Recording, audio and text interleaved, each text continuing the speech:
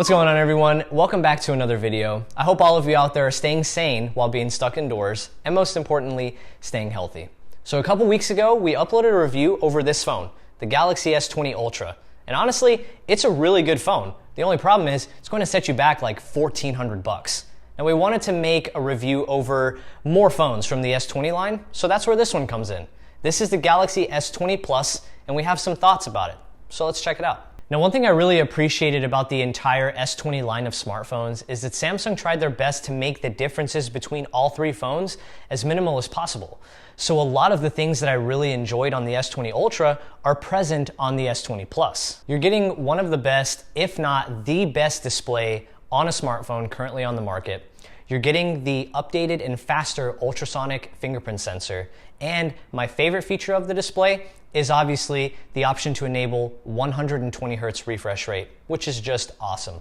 The colors on the display itself are also super punchy, vibrant, and accurate, and it gets incredibly bright outdoors and indoors. So yeah, the display is excellent. And in terms of build quality, you're keeping that classic Samsung premium build. The phone feels super smooth, it feels amazing in the hand, and honestly, one thing that I appreciated on the Plus more so than the Ultra is just how much better it felt in the hand. And I think that's because the screen size is a little smaller, the phone itself is a little thinner, and also the camera module on the back is much smaller.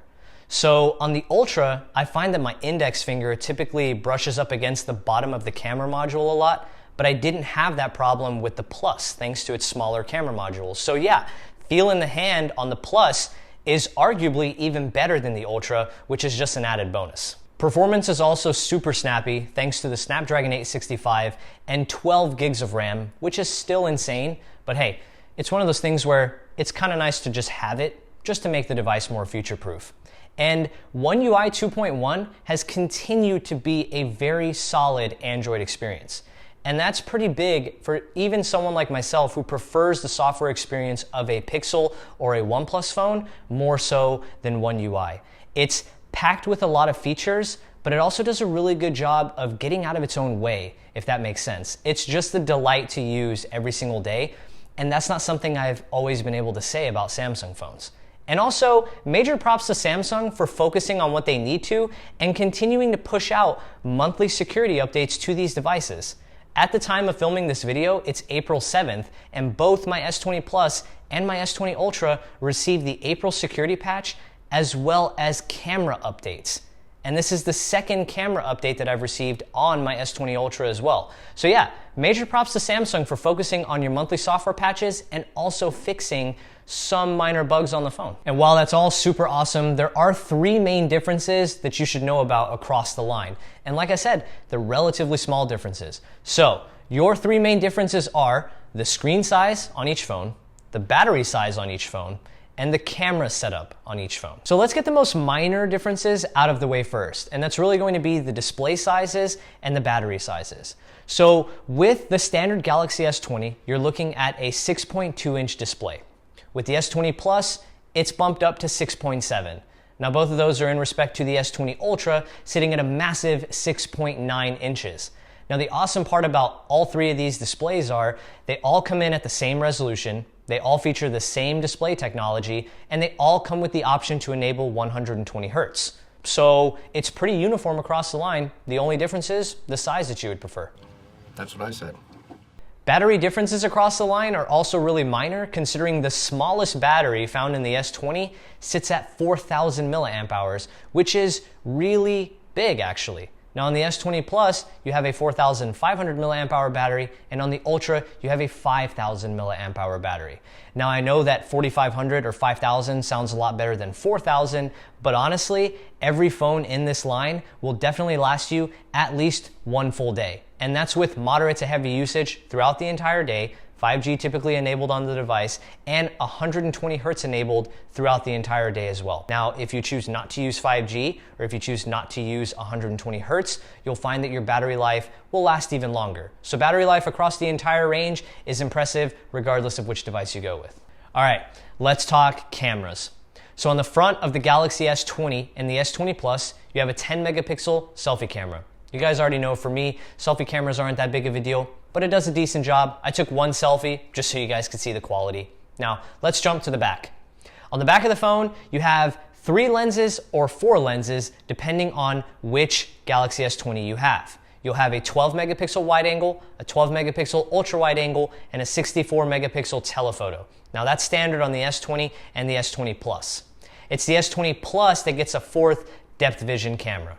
Now, I know what you're thinking. The S20 Ultra has the super high megapixel numbers, both on the selfie camera and on the rear cameras. But as we all know, big megapixel numbers don't always mean better photos. Take a look at some of these camera samples. The S20 and the S20 Plus do a great job of producing really solid photos under a variety of lighting conditions.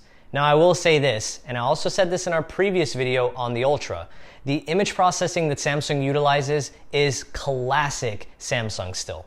Subjects are clearly slightly saturated in color, so it'll produce an image that's really pleasing to the eye, but not necessarily 100% color accurate. I've always put images taken on a Samsung phone kind of like this. It'll produce images that you'll want to frame and hang up in your home, but not necessarily images that are 100% accurate to the human eye. Nonetheless, the pictures are all super nice and they definitely draw in attention and they're nice to look at, especially if you were to plug this phone into a computer, import them to a big 2K, 4K, 5K monitor and view them on there. You'll definitely see how saturated they are, but they're still nice photos nonetheless. Now in terms of night photography, I took a couple photos while walking outside at about 11 p.m. And the best word I can use to describe the way those images came out is interesting, especially whenever you look at the way the phone handled the processing of the clouds outside at 11 p.m. Now, I'm not saying it's a bad image. I'm just saying it's a little interesting to look at. You guys can interpret that as you see it. Now, one thing I did want to point out, the Galaxy S20 and the S20 Plus have 3 times optical zoom and 30 times digital zoom. And I took one photo where I was standing from the same spot. I took a standard wide angle photo, I took a photo at 10 times zoom, and then I took another photo at 30 times zoom. And I gotta say, it's situations like that where I'm super, super impressed by the camera system. Even at those 2 zoom levels, you don't lose that much detail. Sure, whenever you get to the 30 times zoom, it can start to look a little grainy, but it's still impressive considering how far away I am from that actual point, taking that photo without having to move. So overall, a really solid camera system, even if it doesn't have the high megapixel numbers that you'll find on the Ultra. Video recording is also super solid across the S20 and the S20 Plus. There is one difference to keep in mind though, compared to video recording on the Ultra. Now, all 3 devices are capable of recording at 8K if you would like it. It's at 24 frames per second, so it is a little choppy whenever you're recording, but the biggest difference is going to be the lens that these devices use to record at 8K. So on the S20 Ultra, it utilizes the 108 megapixel primary sensor. On the S20 and the S20 Plus, it utilizes the 64 megapixel telephoto lens. You won't see too much of a difference outside of the fact that on the S20 and the S20 Plus, your viewfinder will be punched in a little bit more because it's using the telephoto lens. But that's it. That's our review over the Galaxy S20 and the Galaxy S20 Plus. They're honestly all really solid devices across the entire line. And if I had to pick one, surprisingly, I'd probably go with the Galaxy S20 or the S20 Plus. Now, there are a couple reasons for this. They take 90 to 95% of what the Ultra has to offer, but they offer it at a lower price point. If you are considering getting a Galaxy S20 or a Galaxy S20 Plus instead of spending $1,400 on the Ultra, you should absolutely do it. Not to mention, the Galaxy S20 has that awesome pink color, and the S20 Plus has this awesome cloud blue color. I kind of wish Samsung would have done something a little more creative on the Ultra line, but I get it. $1,400, you're probably not trying to make any crazy or awesome colors. Just stick to gray and black. It's whatever. Totally not mad about it. Just a little mad about it. But if you guys enjoyed the video, make sure you guys hit the subscribe button down below. Let me know if you're going to buy an S20 or an S20 Plus. And as always, thank you so much for watching. I hope each and every one of you out there is staying safe and staying healthy. And I will catch you in the next one. Peace.